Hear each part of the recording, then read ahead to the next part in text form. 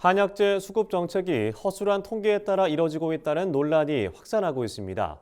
부족한 생산량보다 1,000톤 이상 적은 물량을 수입해도 수급에 문제가 없는 기이한 상황이 이어지고 있는 건데요. 국내 한약재 생산 기반을 보호하기 위해선 이를 서둘러 개선해야 한다는 목소리가 나옵니다. 손현진 기자가 전해드립니다. 한국한의학진흥원이 운영하는 한약재 수급조절위원회는 구기자와 당귀 등 11개 품목 수입량을 결정하는 기구입니다. 복지부와 농식품부, 식약처 등 공공기관을 비롯해 생산, 유통, 소비단체가 참여하고 있습니다. 지난해 12월 한약재 수급조절위원회는 올해 국내 한약재 수요를 5,429톤으로 추산했습니다. 또 지난해 국내 생산량은 2,491톤으로 올해 수요량보다 공급이 2,938톤 부족할 것으로 예측했습니다. 그런데 부족분을 채우기 위한 수입량은 1,840톤으로 결정됐습니다. 국내 생산량의 수입량을 더해도 수요량보다는 무려 1,098톤 적습니다. 수급조절위원회가 결정한 수입량보다 실제 수입량은 더 적습니다. 2016년부터 2020년까지 5년간 연평균 한약재 수입량은 1,345톤, 당초 수입 승인량인 1,994톤의 67%에 불과했습니다. 이상한 점은 이런 상황에선 물량이 크게 부족해야 하지만 여태까지 한약재 수급에 문제가 생겼던 적이 없었던 겁니다.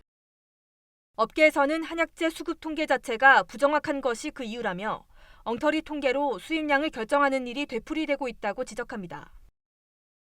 국내 생산량이나 그런 실정은 엄두에 안 두고 무조건 필요한 거를 수입에 먼저 의존하고 부족분을 국내산을 쓴다 하는 그 관점을 가지고 있다 보니까 모든 게 안 맞아지는 거예요. 한약재 생산량 조사 과정부터 살펴보면 농식품부가 발표하는 생산 실적은 건조하지 않은 생물인지 건조품인지도 구분 없이 집계하는 것으로 나타났습니다. 수요량 조사도 허술하기는 마찬가지입니다.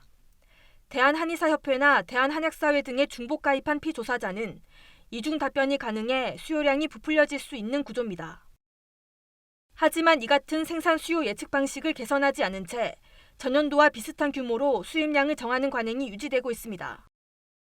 이달 초 열린 수급조절위원회는 내년도 한약재 수입 승인량을 지난해보다 120톤 많은 1,960톤으로 결정했습니다. 내년 수요 예측량과 생산 예측량의 차이는 2,417톤으로 수입량과 457톤의 격차를 보였습니다. 엉터리 통계로는 국내 생산 기반을 위한 수급 정책을 추진하기 어려운 만큼 이를 서둘러 개선해야 한다는 목소리가 높아지고 있습니다. 중국산의 어떤 문제, 품질이라든지 어떤 관리 그런 것 때문에 어떻게 보면 소비자들이 많이 떠났거든요. 국내산은 그런 거 없이 잘 관리를 하고 있는데 그런 어떤 인센티브도 없이 최대한 수입을 하고 부족분을 국산을 쓴다 하는 그 이제 마인드부터가 바뀌어져야 되는 거죠. 무엇보다 수급조절위원회에 참여하는 복지부와 농식품부 등 관계부처의 개선 의지와 지원이 절실하다는 지적입니다. MBS 손현진입니다.